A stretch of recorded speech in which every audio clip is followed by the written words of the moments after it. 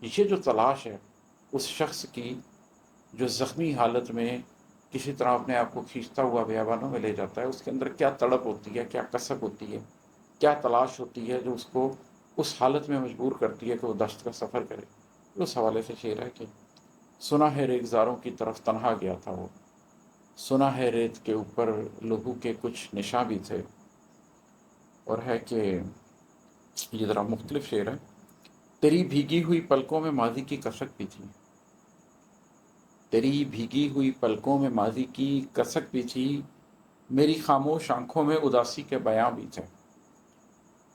میں اکثر جب غزل کہہ رہا ہوتا ہوں تو بیچ میں کہیں نہ کہیں جو انسان کے ذات کے دکھ ہیں ان کا بھی ذکر آ جاتا ہے، چاہے آپ نظریاتی بات بھی کر رہے ہو۔ یہ بھی ایک ویسا ہی شعر ہے کہ ہم گوشت پوست کے بنے ہوئے انسان ہیں، تھک بھی جاتے ہیں، بالوں میں چاندی بھی آ جاتی ہے، چہرے پہ جھریاں بھی آ جاتی ہیں، ماتھے پہ بل بھی آ جاتے ہیں۔ کبھی پلٹ کے دیکھتے ہیں تو انسان کو پتہ لگتا ہے کہ کیسے 10-15 برس کے اندر زندگی گزر گئی، کیسے محبت کرنے والے لوگ پیچھے رہ گئے، کیسے زندگی کی کون کون سی راہیں چھوڑ کر آپ کس طرف نکل گئے۔ پھر آپ کی کسی سے ملاقات ہوتی ہے اور آپ دیکھتے ہیں کہ کیسے اس شخص کو بھی وقت کھا گیا اور آپ کو بھی وقت کھا گیا، تو پھر ایک تکلیف تو ہوتی ہے، وہ دوسرے کی آنکھ میں بھی نظر آتی ہے اور آپ کی اپنی ذات میں بھی نظر آتی ہے۔ تو اس حوالے سے یہ شعر ہے، تیری بھیگی ہوئی پلکوں میں ماضی کی کسک بھی تھی۔ انسان کی بھیگی ہوئی پلکوں میں آ جاتی ہے نا ماضی کی کسک، ماضی یاد آتا ہے تو ایک تکلیف پیدا ہوتی ہے۔ تیری بھیگی ہوئی پلکوں میں ماضی کی کسک بھی تھی، میری خاموش آنکھوں میں اداسی کے بیاں بھی تھے۔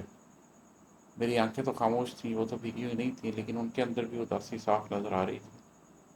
جو انسان کی زندگی گزارنے کی ایک اداسی ہے وہ تو ہوتی ہے، مقصدیت پا لینے سے آپ اس کو کم کر لیتے ہیں، مقصدیت پا لینے سے آپ بڑی منزل کے مسافر بن جاتے ہیں، پھر آپ ان چھوٹی منزلوں کو خاطر خواہ اہمیت نہیں دیتے۔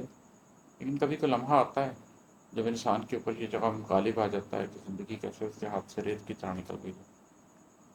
تیری بھیگی ہوئی پلکوں میں ماضی کی کسک بھی تھی، میری خاموش آنکھوں میں اداسی کے بیاں بھی تھے۔ اور ہے کہ علوم ظاہری اور باطنی دونوں کے رکھوالے، علوم ظاہری اور باطنی دونوں کے رکھوالے، جنوں والے یہاں بھی تھے، خرد والے وہاں بھی تھے۔ جو علوم ظاہری ہیں ان کے اندر ویسٹ بہت آگے نکل گیا، ویسٹرن سویلائزیشن، مغربی فکر بہت آگے نکل گئی۔